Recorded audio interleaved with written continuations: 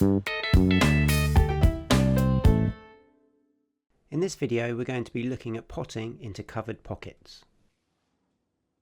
It's a common tactic in World Rules Pool to try to cover a pocket.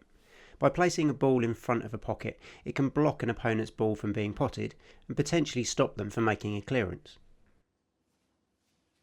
However, pockets might not always be quite as covered as you may think.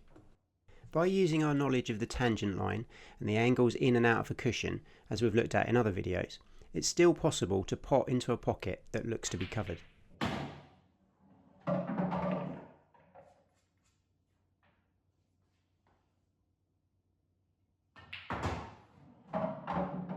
So how do we go about doing this?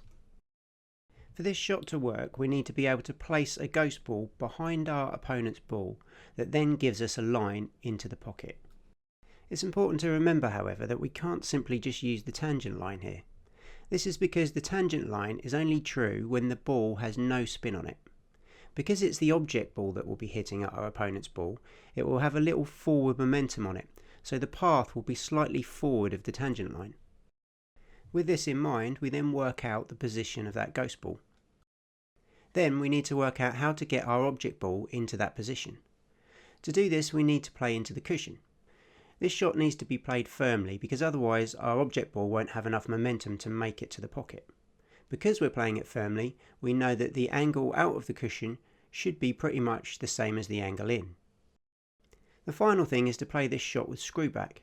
The screw back imparts just a tiny amount of topspin onto the object ball, helping give it that extra momentum to make it to the pocket. If we watch this shot in slow motion, we can see how the yellow ball slows as it impacts the red, but that little bit of forward momentum is just enough to carry it to the pocket.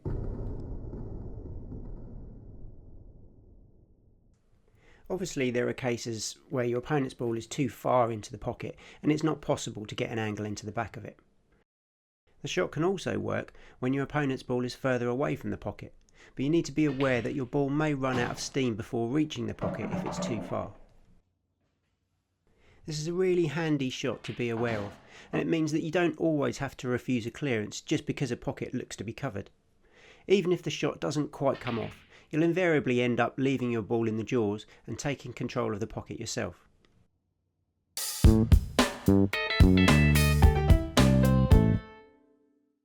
If you want to see more practice routines and pool tutorials, then please remember to subscribe. And if you're interested in any of the equipment I use in this video, then there are links in the description below.